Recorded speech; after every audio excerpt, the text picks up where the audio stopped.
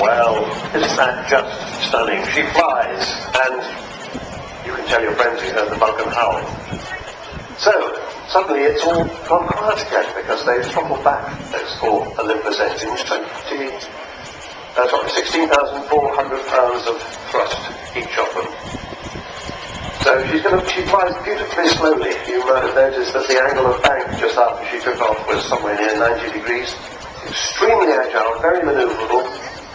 In fact, when she first flew here in 1952 at the Farnborough Air Show, people were amazed at how agile she was, and she became the star of that show in 1952. And here we are, 58 years later, and she's one of the stars of this show. It's an extraordinary event.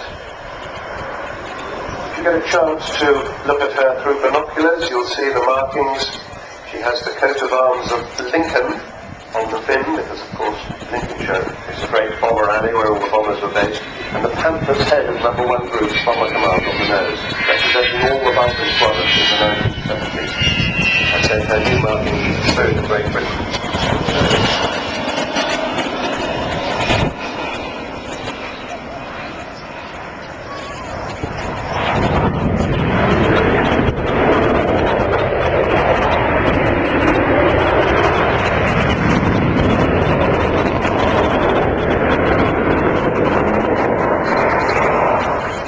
She retired from Farnborough once, including earlier this year, and similarly in 2009. But throughout the whole 11 years of the project, the lack of money has been the problem. But the great British people have, as I said, done absolute wonders in this. And of course, there's been lots of support from organisations like the Civil Aviation Authority, Marshall Aerospace. If you look up, by the way, now you will see her with her bomb doors open.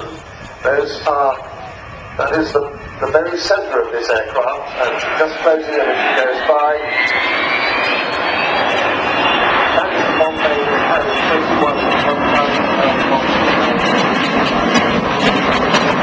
One of the runways with 2 that you would expect to get with bombs that were completely unguided. They're pretty much the same as the bombs that were dropped during the Second World War.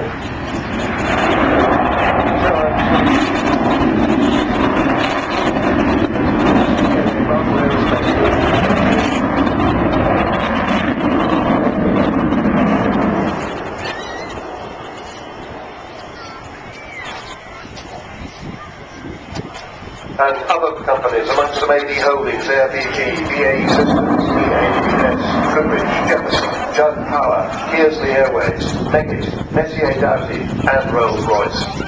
And despite all of that help and all that money, she's only safe until the end of the air show season. So the Vulcan to the Sky Trust really needs your money. And thank you for going to the Vulcan village in such numbers. So still lots more support needed if she is to fly in 2012 for the Olympics, and also to fly to celebrate the Queen's Jubilee when she will fly down the Mall over Buckingham Palace. The Queen's rather fond of the Vulcan, one of her corgis is called So we hope she's still around in 2012. We're trying very hard to keep raising as much money as we possibly can. We're continuing to fund the project to the aerospace industry and beyond. And one of the reasons for supporting this aircraft is that she really enthuses people to such an extent, particularly young people who've never seen an aircraft like this before, sometimes think she's some new stealth bomber, don't realise that she's more than 50 years old. And it is estimated that we're going to need more than 500,000 new skilled engineers in this country by the next 7 years. And one thing that Vulcan can do is to inspire people, particularly young people, to see engineering and design as something really exciting, as something that can produce things as innovative and brilliant as this aeroplane. So we have a huge educational outreach program that goes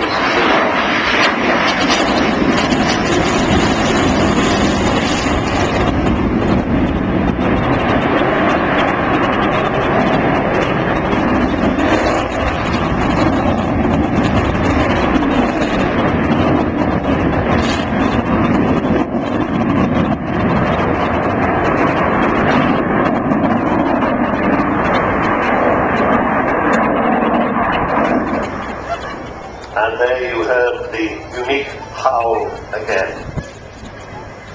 Now, if you want to know more about Vulcan, there's a website, vulcantotheskytrust.org, vulcantothesky, all one word, .org.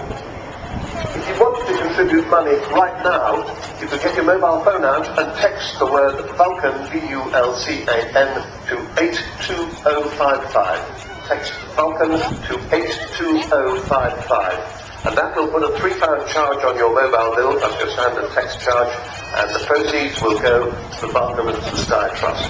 I see that Martin Withers and Hod Philodell got the gear down, got the undercarriage down, so he's going to bring her into land, and we shall see the lovely sight of this graceful aircraft coming back to Earth.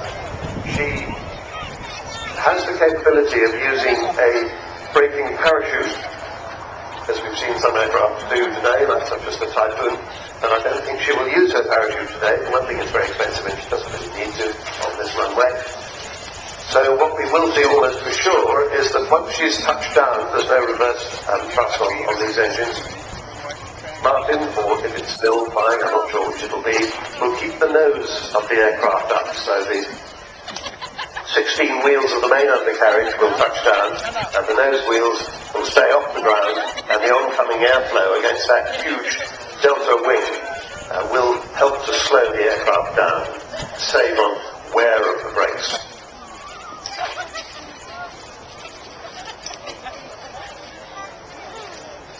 Martin Withers is the Vulcan chief pilot.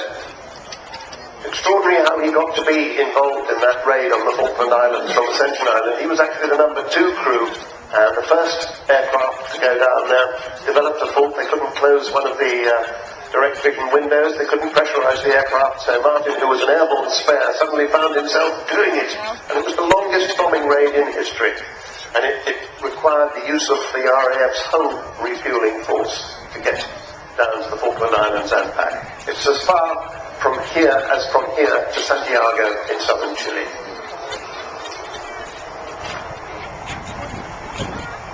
There are the air brakes out, top and bottom of the wing. Lovely smooth landing. Sitting down onto the runway, keeping the nose high as she goes past you down the left hand. Give her a big wave, give her a big cheer.